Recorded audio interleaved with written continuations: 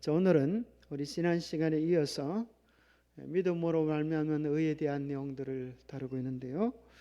믿음으로 말미암는 의를 다른 말로 하면 이렇게 정의할 수 있다고 생각합니다. 어떻게 예수님을 닮을 수 있는가? 그래서 믿음으로 말미암는 의는 단순히 우리가 죄 용서함 받는 데서 끝나는 것이 아니고 주님을 닮아가는 데 이르기까지 우리가 자라가는 데 있는 것 같습니다. 이것이 구속의 목적이고 하나님께서 우리 모두를 향하여 가지고 계신 기대입니다. 사도 바울도 갈라디아 4장 19절에 보면 그가 전도한 영혼들을 그냥 교회 나오는 데서 그가 했던 일들이 다 끝났다고 생각하지 아니하고 그리스도의 형상을 이루기까지 다시 너희를 위하여 해산하는 수고를 한다, 그렇게 고백해 주고 있습니다.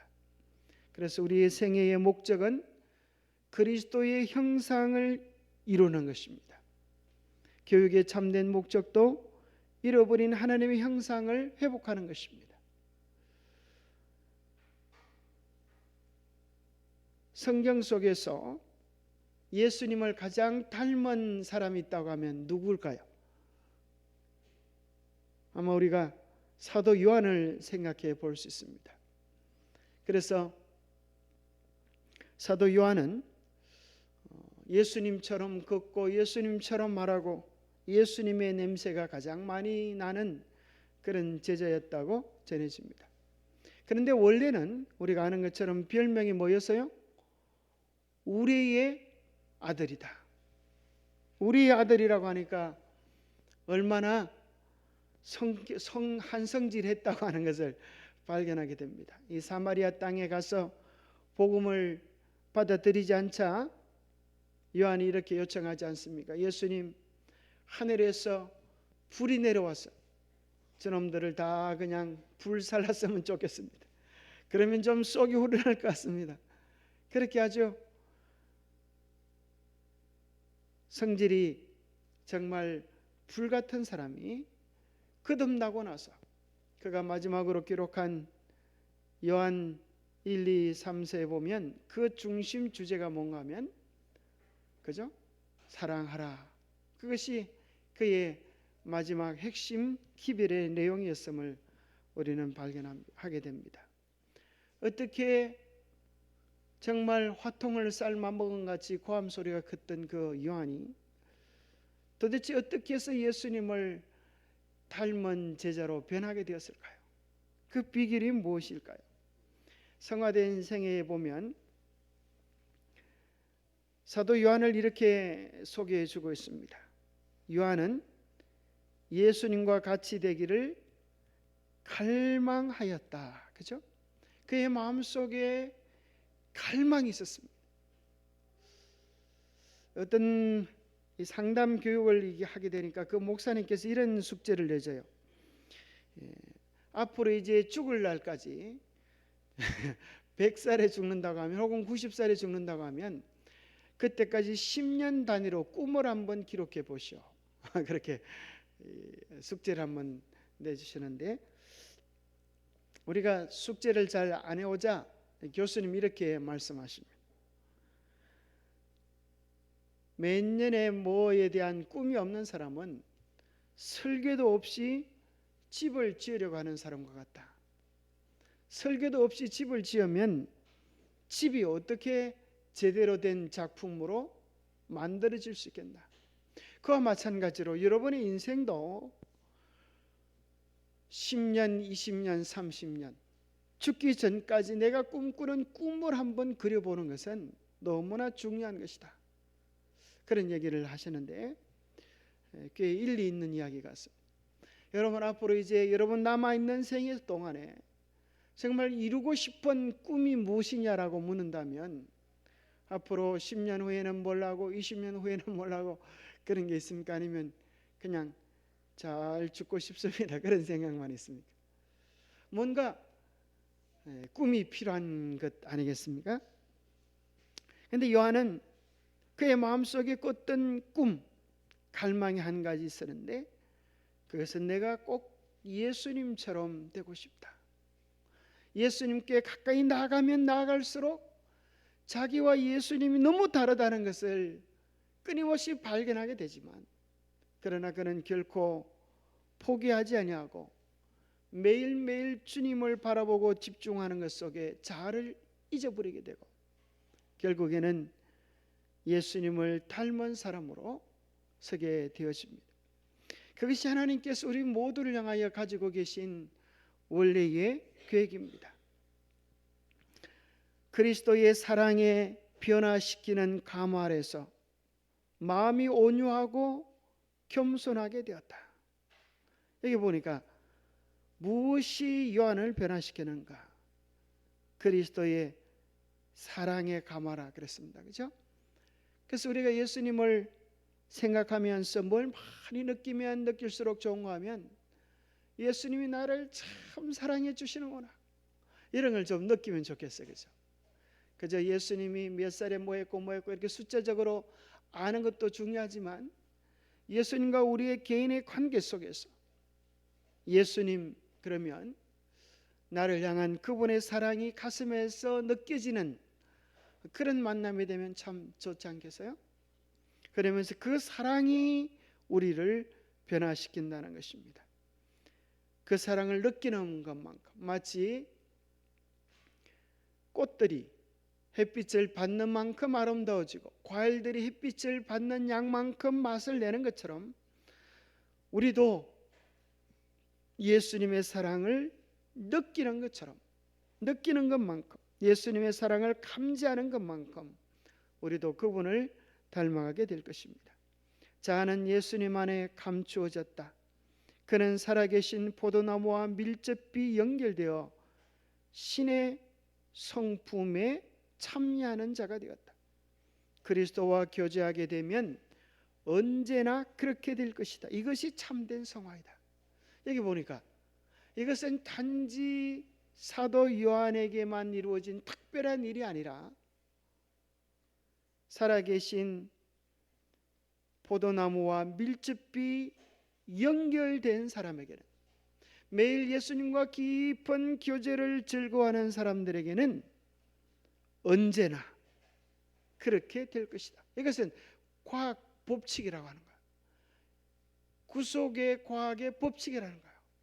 우리가 무엇과 많이 연결되느냐에 따라서 그렇게 닮아간다고 하는 것은 참 신기한 일 아닙니까? 우리 지난번에 서목사님께서 큰바위 얼굴에 대한 얘기를 하셨던 것처럼, 그죠? 큰바위 얼굴이 누가 큰바위 얼굴인가 보니까 권세 있는 자도 아니고 돈 많은 자도 아니고 시를 잘 쓰는 사람도 아니고, 알고 보니까 누구였어요? 큰바위 얼굴을 가장 많이 바라본 사람, 그 사람이 닮아가요. 참 신기한 것은 부부가 닮아갑니까? 그 참 희한해요, 그죠? 결혼할 때 보면 별로 닮지 않은 것 같은데 서로 나이가 들면 들수록 부부가 얼굴도 닮아가고 말투도 닮아가고, 희한한 것은 성격도 닮아가고, 나중에는 좋아하는 음식도 싫어하는 것들도 닮아가는 것 보면서 참 신기하지 않습니까?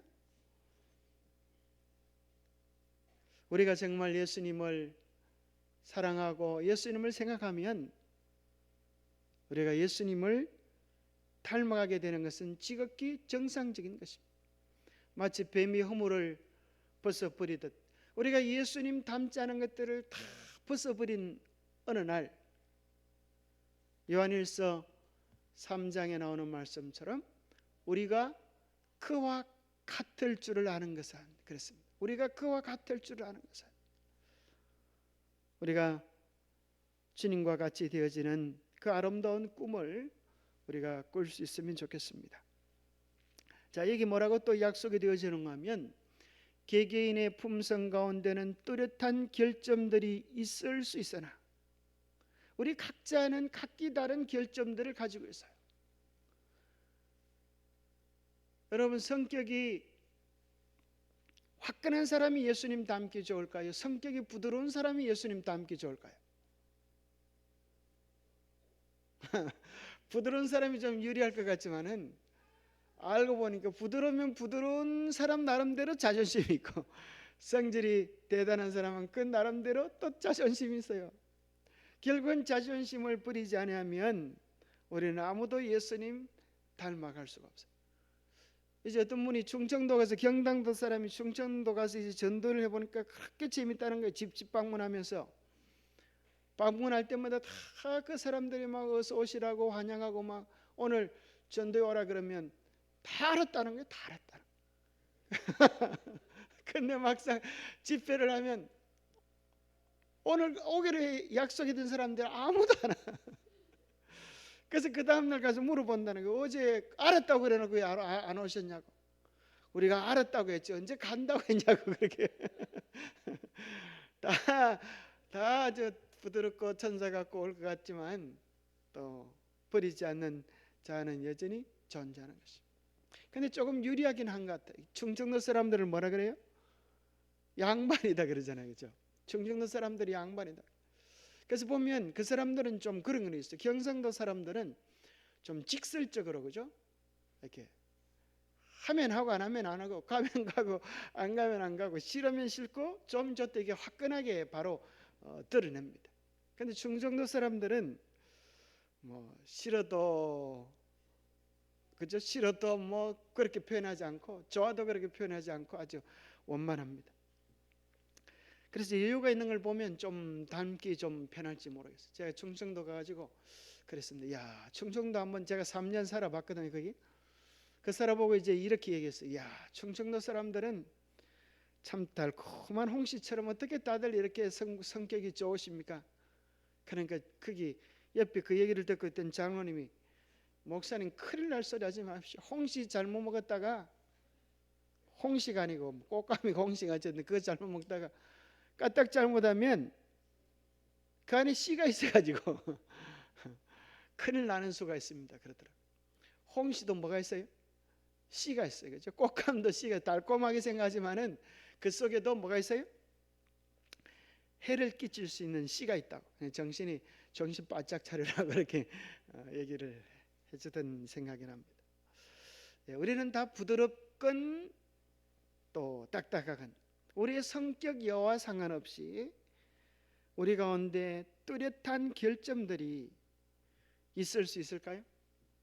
우리는 그 결점을 각자 알고 있습니다. 우리는 각자 짊어져야 될 십자가가 있어요.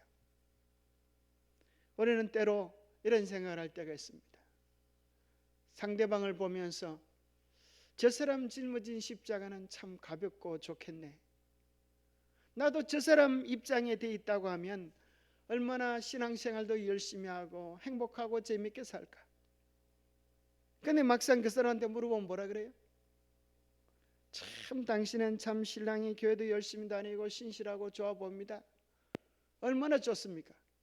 그러면 이 집사님이, 예, 정말 우리 남편은 예수님처럼 변화된 사람이다, 이렇게 말했으면 좋겠는데, 그렇게 하면 그 집사님이 갑자기 얼굴을 붉히면서 네가 한번 살아봐 그러는 수가 있다는 거예요.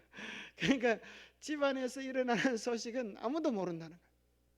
바깥으로는 그렇게 친절하고 아주 법 없이 살 사람처럼 보여도 정말 아내로부터, 남편으로부터 정말 저 사람은 예수님 닮았습니다, 이렇게 점수 받을 수 있는 사람들이 참 많지 않습니다.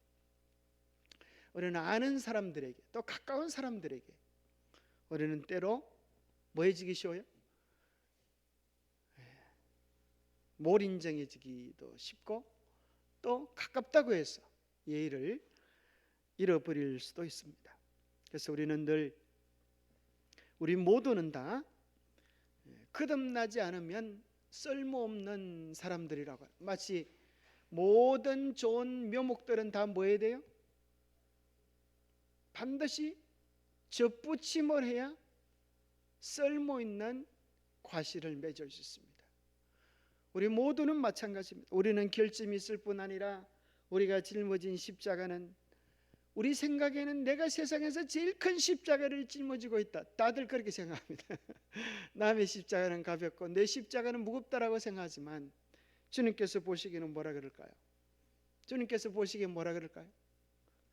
너에게 가장 합당한 십자가를 너를 위하여 준 것이다. 그렇게 말씀하고 계세요. 우리가 그것을 깨닫지 못하겠지만 주님께서 오시는 그날에 하늘에 가서 이제 우리의 삶의 과거의 드라마를 풀어보면서, 그때는 아마 우리가 어쩌면 그럴지 모르겠어요. 왜 하나님께서 우리에게 1000년이라는 시간을 주실까? 마치 우리가 요즘 연속극 보고 웃어 쌓고 울어 쌓고 하는 것처럼 하나님께서 우리의 드라마를 보여주실지 모르겠어요. 그때 있었던 이야기들을 이제 하나님께서 설명해 주실 것 같아요. 네가 너의 삶 속에 왜 그런 아픔이 있었는지, 왜 그런 눈물 흘릴 만한 어려움들이 있었는지, 그리고 너에게 주는 그 의미들이 무엇이었는지, 그런 것들을 설명해 주면서 우리는 무엇을 깨닫게 되어지는가 하면, 하나님께서 우리 각자를 향하여 최선의 길로 가장 합당한 것들로 주셨다는 사실을 그때 깨닫게 될 것입니다. 자, 우리 모두는 각자의 결점이 있고 또 짊어져야 될 십자가가 있지만은 여기 이렇게 말합니다. 예수님의 참다운 제자가 될 때에는 하나님의 은혜로 말미암아 새로운 피조물이 된다. 여기 보니까 너희들 조금 고쳐면 되겠다 이게 아니에요. 너는 90% 부족하고 너는 80% 부족하고 그게 아니고 우리 모두는 다 새로운 피조물이 되어야 된다는 거예요. 100% 다 새로운 피조물이라고 하는 것은 새로운 창조물, 그죠? 우리 모두는 다 새롭게 창조되어져야 된다는 것입니다. 그리스도의 사랑은 변화시키고 성결하게 된다. 그것이 무엇이 그렇게 하는가? 그리스도의 사랑이. 그러나 사람들이 그리스도인이라고 자처하면서도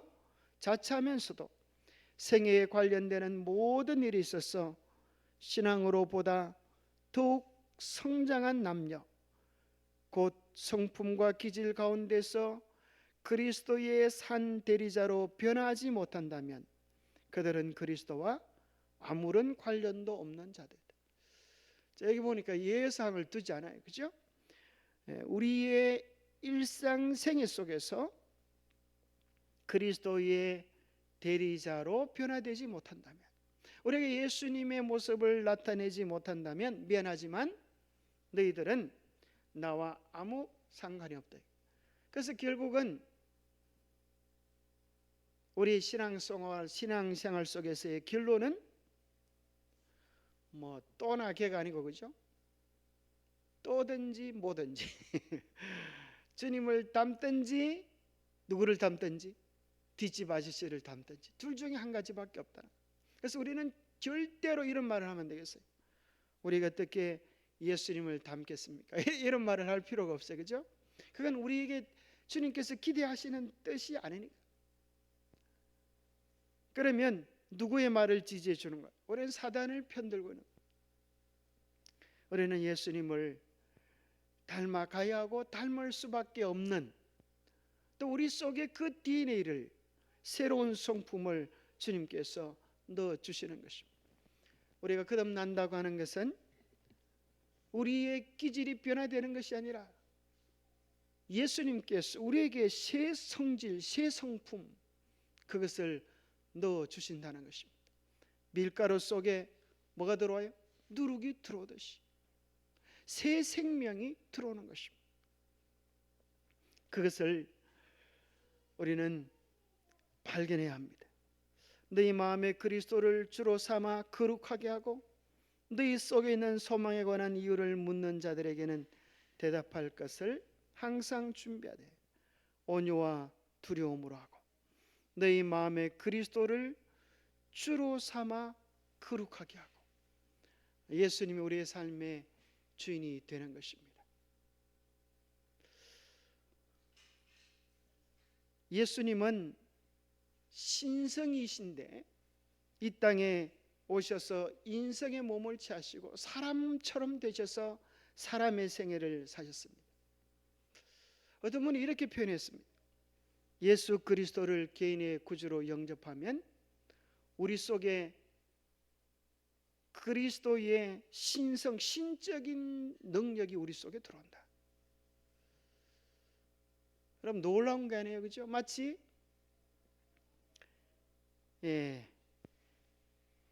창세기 2장에 보면 남자가 부모를 떠나 그 여자와 더불어 한 몸이 될지니라.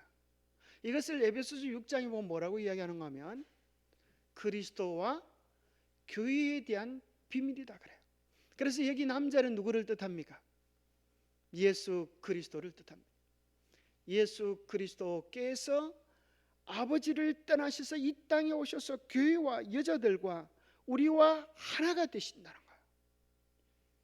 그래서 우리는 예수 그리스도의 거룩한 역사, 성령의 역사를 우리 안에 받아들이면서 죽을 수밖에 없는 우리가, 쓸모없는 우리가 뭐로 변화되어지는가 하면 그리스도의 성품을 가진 새 피조물, 새로운 존재로 바뀌어진다는 것입니다. 그것을 접붙이는 과학을 통하여 우리가 생물 속에서도 발견할 수 있습니다. 감을 심으면 뭐가 나와요? 감나무가 나올까요? 뭐가 나와요? 여러분, 감씨를 심으면 뭐가 나온다 그래요? 감나무가 나올 것 같은데 감나무는 안 나오고 뭐가 나와요? 고염나무가 나온다는 거. 참 희한하죠? 배 씨를 심으면 뭐가 나와요? 꿀배 씨앗을 심으면 꿀배가 나고 뭐가 나와요? 똘배가 나왔네. 똘배 얼마나 야문지 먹을 수가 없는 똘배가 나와요. 복숭아 씨앗을 심으면 꿀복숭아 나오는 게 아니고 뭐가 나와요? 개복숭아가 나와요. 희한하죠? 그래서 반드시 뭐 해야 돼요? 접붙여야 돼요. 잘라서 새로운 꿀복숭아를 접붙일 때, 단감나무를 접붙일 때 거기서 뭐가 달려요? 단감 열매가 달리는 것입니다. 그것이 영적 접붙임입니다. 우리가 반드시 경험해야 될 것이 이것입니다. 로마서 7장 18절에 보면 내 속 곧 내 육신에 선한 것이 거하지 아니하는 줄을 아노니 원함은 내게 있으나 선을 행하는 것은 없노라. 자, 사도 바울이 고백한 것입니다. 또 우리가 고백하게 되는 것입니다. 우리가 선을 행하려고, 주님의 뜻을 행하려고 하면 무엇을 발견하게 되는가 하면 내 속에 선한 것이 조금도 거하지 아니하는 줄을 알게 돼요. 우리가 사람들과 비교하면 이렇게 말할 수 있어요. 나는 그래도 당신보다는 좀 괜찮소. 이런 생각은 누구와 누구를 비교할 때요? 사람과 사람을 비교할 때, 우리가 주님을 바라보지 못할 때, 우리의 시선이 그리스도를 놓칠 때 그렇게 되는 것입니다. 누가 그랬어요? 바리새인이 그렇게 했어요. 바리새인이 누구하고 비교해 보니까? 누구하고 비교해 보니까요? 세리하고 비교해 보니까 저 사람은 온갖 나쁜 짓을 저지르는데 하나님 나를 이렇게 참 착하게 살게 해주셔서 감사합니다. 나는 참 감사할 게 너무 많은데요. 그렇게. 근데 예수님께서 뭐라 그러신가 하면 그 바리새인이 의롭다함을 받은 것이 아니라 저 세리가 가슴을 치고 하나님 저는 죄밖에 없습니다. 저 이대로는 안 됩니다. 제발 도와주십시오. 하나님의 도우심이 없으면 저는 도무지 구제불능입니다. 그렇게 간절히 매달려 기도했던 세리는 의롭다고 인정받았고, 하나님 저는 좀 괜찮은 것 같습니다. 저는 저 사람보다는 좀 나은 것 같습니다. 그래도 좋은 집안에 나게 하시고 좋은 신앙 배경 속에 이렇게 탄탄한 진리를 알게 하시니 너무너무 감사합니다. 그렇게 꽤 괜찮다고 생각했던 그에 대해서 예수님은 희망이 없다라고 말씀하십니다. 주님이 찾으시는 사람은 의인이 아니라 죄인입니다. 건강한 자에게는 의사가 쓸데없고 병든 자에게라야 쓸데있느니라. 나이는 의인을 부르러 온 것이 아니요 죄인을 부르러 왔노라. 나는 꽤 괜찮다고 생각하는 그 순간 우리는 주님과 상관없는 사람이 됩니다.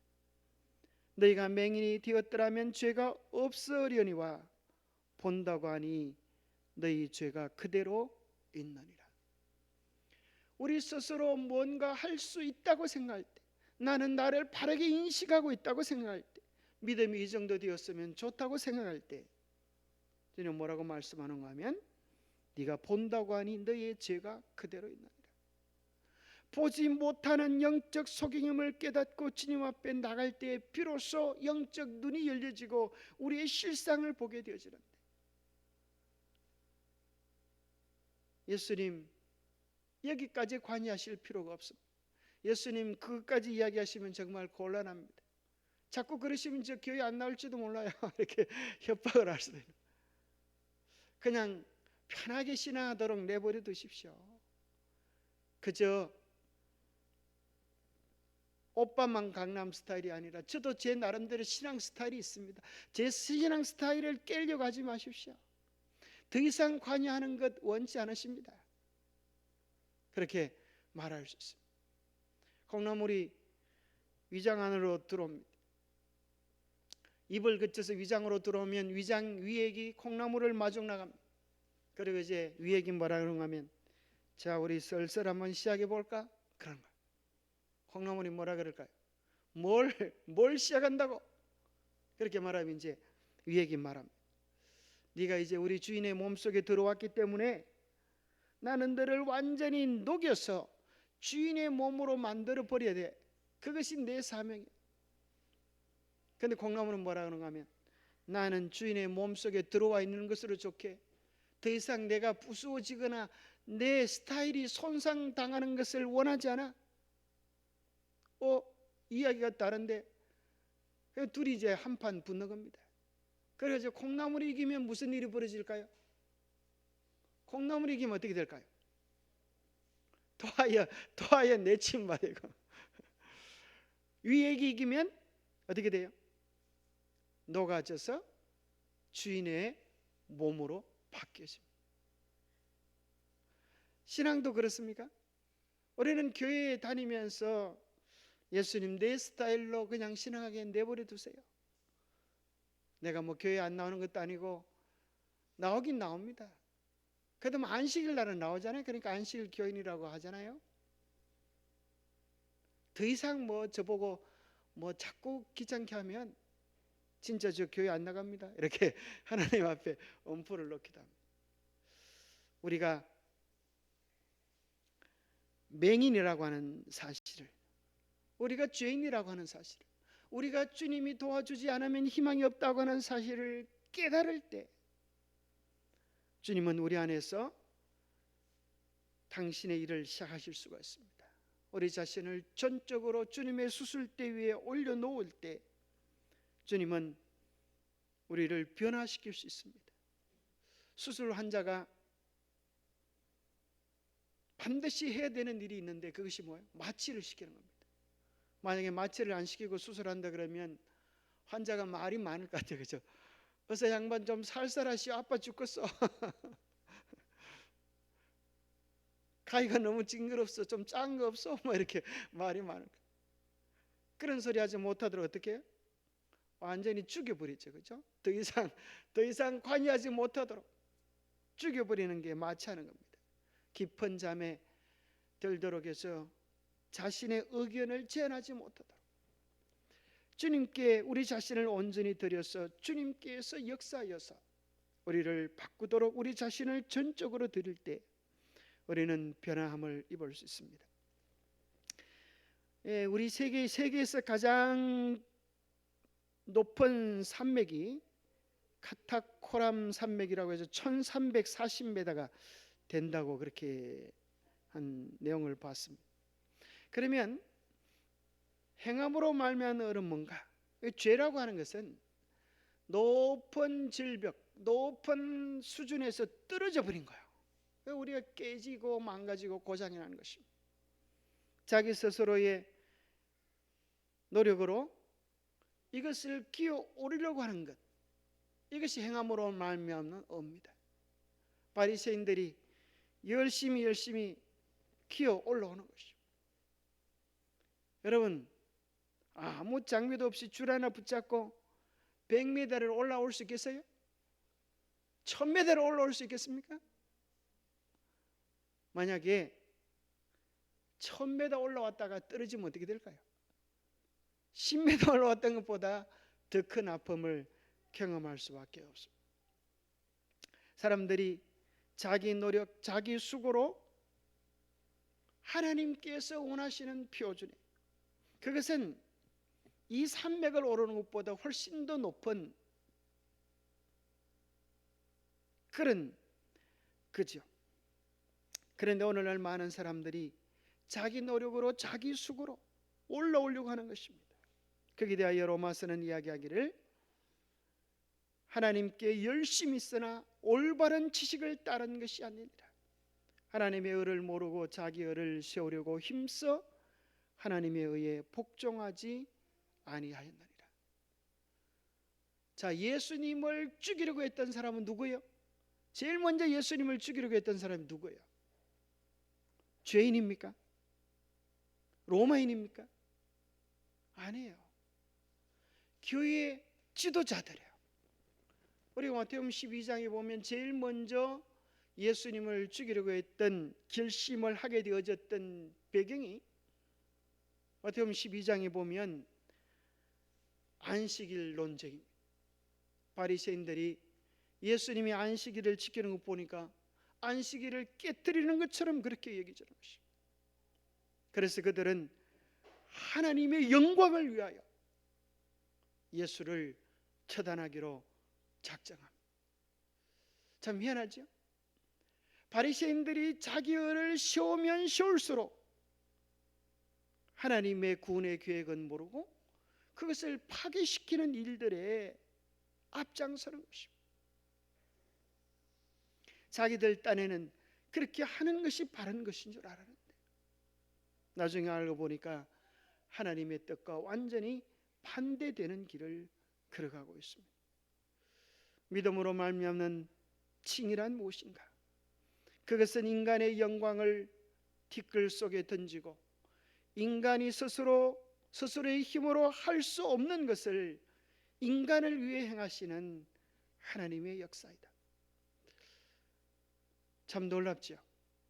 인간의 영광을 티끌에 던져 나는 도무지 할 수 없습니다. 나는 불가능합니다. 인간 스스로의 힘으로는 할 수 없는 그것을 인간을 위해 행하시는 하나님의 역사이다. 사도 바울은 그리스도를 아는 것에 대하여 방해되는 모든 것들을 뭐라고 표현했어요? 배설물로 여겼습니다. 그리스도를 아는 일에 방해되는 지식들, 그의 주기들, 보화들, 그런 것들을 다 배설물로 여겼습니다. 죄와 배설물 우리 속에 있지만, 그죠? 더러운 속에 있지만 더러운 줄을 모르는 것, 안에서 나오지만 나도 좋아하지 않는 것, 아무리 깨끗한 것을 먹어도 결국 만들어내는 것, 내놓지 않으면 고통하고 힘드는 것, 이게 죄와 배설물의 공통점이죠. 여러분 혹시 변비 걸려보신 적 계세요? 얼마나 불편합니까? 속에 있는데 내놓지 않으면 먹을 수도 없어. 얼마나 괴로운지 모릅니다.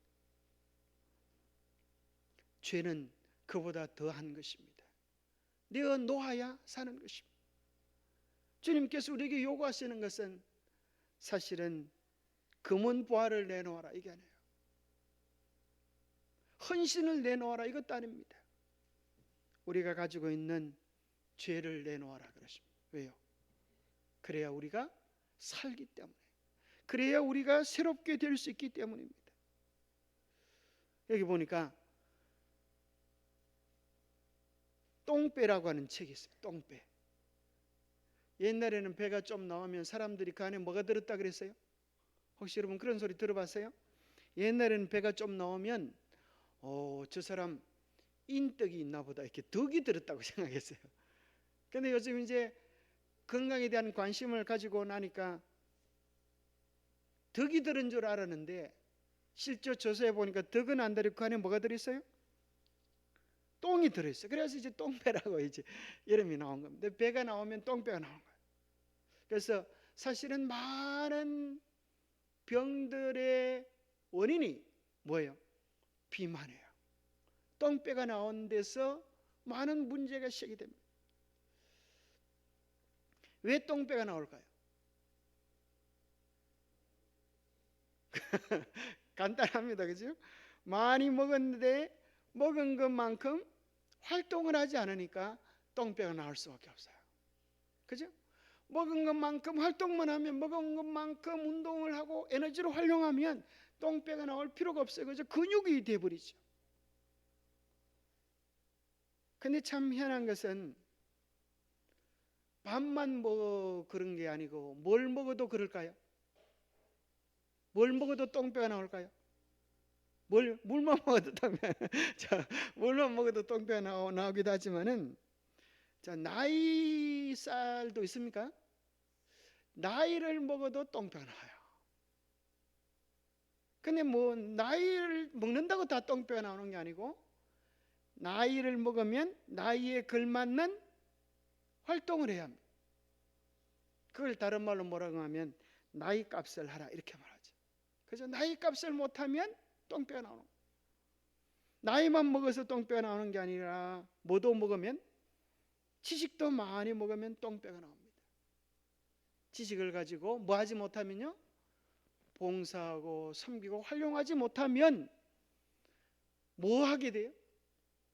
자꾸 배를 내밀게 돼. 나 이만큼 많이 배웠어, 잘났어, 이렇게 자꾸 내밀게 돼.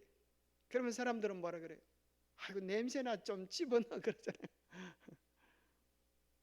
또 뭘 먹으면요, 재산을 많이 먹기도 하고, 심지어 신앙을 많이 먹어도 똥배가 나올까요? 여러분 기억하시기 바랍니다. 바리새인들이 그래서요, 종교 생활을 오래 하면, 정말 예수님을 사랑하고 예수님 만나서 인생이 깨어지면 향기가 나지만, 예수님을 바로 만나지 못하면 냄새가 나게 돼요. 우리 신앙의 오랜 생활 속에서 자아가 깨어지고 망가져서 이제는 향이 되어야 하는데, 자아가 깨어지지 아니하고 자아가 더 굳어져서 냄새가 나는 그런 수가 있을까요? 이 모든 것들이 제대로 뭐 하지 않으면, 소화되어져서 하나님을 위하여 이웃을 위하여 쓰여지지 않으면 냄새가 나게 되어 있습니다. 이 초등학교 몇 학년 교과서에 나옵니까? 강아지 똥 이야기. 교과서에 나온다고 나오던데 안 나옵니까 혹시? 네, 교과서에 나오는 얘기예요. 그죠? 참 이 작품을 잘 썼습니다. 어떻게 이렇게, 아마 여러분 많이 아실 거예요. 근데 이 얘기를 가만히 들어보면 우리가 어떻게 거듭날 수 있는가, 그 얘기를 들려주는 것 같아요. 이 강아지가 지나가다가 똥을 쌌습니다. 이제 저는 개똥인 줄 아는데 개똥으로 찾아보면 잘 안 나오고, 강아지 똥, 개 같은 개 종류지만은 좀 부드러운 표현으로 애들이 보는 동화니까 강아지 똥으로 한 것 같아요. 개똥하고 강아지 똥하고 똑같은 것입니다. 그래서 똥을 싸놨는데 이 애가 이제 이 강아지 똥이 고민하는 것입니다. 왜 나는 강아지 똥이야? 왜 나는 똥이야? 하필 왜 똥이야? 그렇게 애가 자기 정체감에 대해서 고민하자 옆에 흑안더미가 막 웃어요. 그러면서 뭐라고 하면, 왜 웃어요? 그러니까 웃길 수밖에. 너는 네가 뭐라고 생각해? 똥 중에서도 제일 더럽고 쓸모없는 똥이 바로 개똥이야. 개똥. 개똥이 너가 뭐 똥에 대해서 뭐 네 정체감에 대해서 뭐 고민하고 염려하고 그렇게 원망하고 있어. 넌 제일 못생긴 더러운 개똥이야. 그렇게.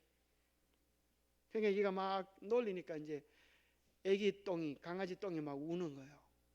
강아지 똥이 우니까 옆에 있던 진흙 이제 이 진흙이 뭐라 그런가 하면 사실은 저도 버림받았다고 저도 버림받았다고 우는 거예요. 나도 너처럼 못생기고 더럽고 버림받은 몸이란다. 오히려 내 마음속은 어쩌면 너보다 더 흉측할지도 모를 거야 아마. 그러면서 자기 이야기를 합니다. 내가 본래 살던 곳은 저쪽 산밑 따뜻한 양지였어. 여름엔 강아지 꽃을 곱게 피웠지. 정말 즐거웠어.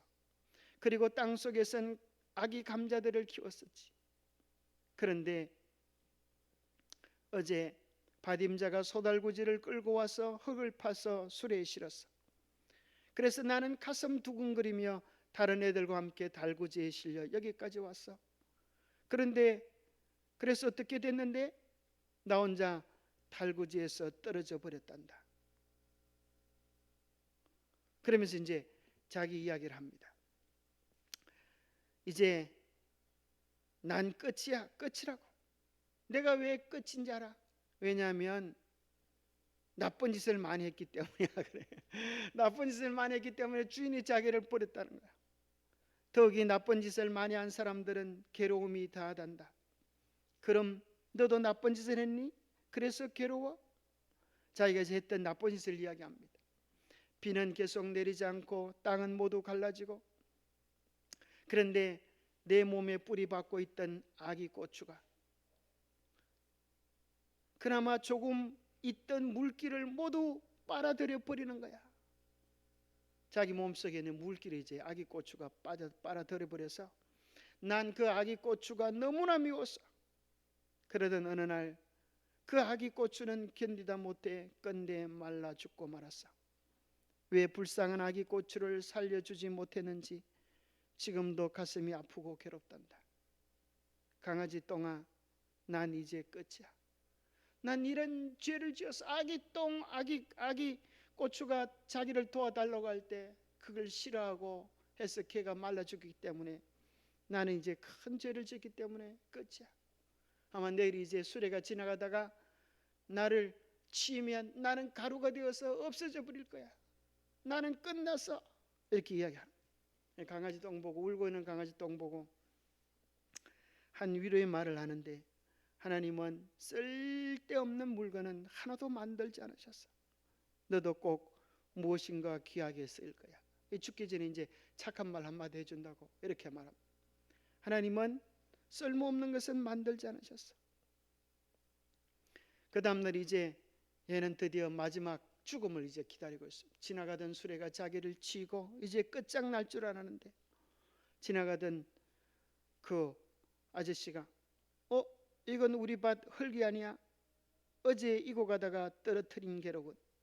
그래서 이제 싣고 가서 이제 유용하게 쓰여집니다.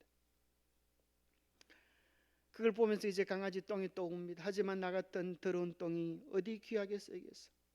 그때 뿅아리가 이제 어미 뿅아리와 함께 먹을 것을 찾아다니다가 애기 뿅아리가 넌 뭐야? 그러니까 저는 강아지 똥인데요.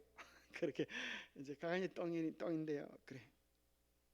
어미 닭이 이렇게 말합니다. 늘 들여다본 건 행여나 우리 아이들의 정심욕이라도 될까 싶어서 본 거야. 네, 절 드신다고요? 좋아요. 제가 귀여운 뿅아님들의 점심밥이 되기 위해 이 세상에 태어났다면 기꺼이 제 몸을 바치겠어요. 눈을 찔끔 감고 자, 저를 드세요. 자기 자신을 완전히 드리려고 하는데 어미닭이 그럽니다. 아니야, 넌 우리에게 아무 쓸모도 없어. 너는 더러운 개똥이란 말이야. 먹을 게 하나도 없거든. 그렇게 하면서 얘들아 가자. 다 데리고 가버렸어. 뿅아리들도 에이 더러워, 오늘 재수 온 붙었네. 그러면서 이제 퇴퇴 그러면서 이제 뿅아리들이 다 가버려. 그러니까 이제 강아지 똥이 옵니다. 하나님, 왜 하필 똥으로 저를 만드셨어요? 하필이면 가장 못나고 더럽고 냄새나는 강아지 똥이 되어서 아무도 저를 좋아하지 않잖아요. 세상에 목적이 없는 건 없다고 했는데 왜 이렇게 저를 쓸모없는 강아지 똥이 되겠어요? 그때 민들레 하나가 옆에서 이야기합니다. 안녕, 난 민들레란다. 나중에 예쁜 꽃을 피우지. 하늘에는 별보다 아름다워요? 그럼 세상에 어떤 꽃보다도 곱지. 반짝반짝 빛이 나나요? 샛노랗게 빛이 난단다. 나는 민들레인데 너에게 부탁할 게 한 가지가 있어. 너의 도움이 필요해. 뭐라고요? 아무도 나를 원하지 않았는데 저에게 도움이 필요하다고요? 그래, 나는 너를 필요로 해. 내 몸뚱아리를, 너의 몸뚱이를 고스란히 녹여 내 몸속으로 들어와야 해. 그래서 예쁜 꽃을 피게 하는 것, 그것이 바로 네가 하는 거야. 그래서 이 강아지 똥은 민들레를 위하여 자기 몸을 주고, 이 더럽고 냄새나는 강아지 똥이 반짝반짝 별처럼 빛나는 민들레 꽃으로 피어나는 이 이야기가, 그죠? 영적인 비밀들을 우리가 다 들어도 알겠죠, 그죠? 우리의 이기심, 우리의 죄, 이런 것들을 다 주님께 드릴 때 주님은 우리를 사용하셔서 하늘의 아름다운 꽃으로, 별로 만들어 주실 겁니다. 우리가 다 작은 예수들로 이 세상에서 주님의 영광이 되는 그런 날들이 오게 되기를 기도합니다. 자, 기도하겠습니다.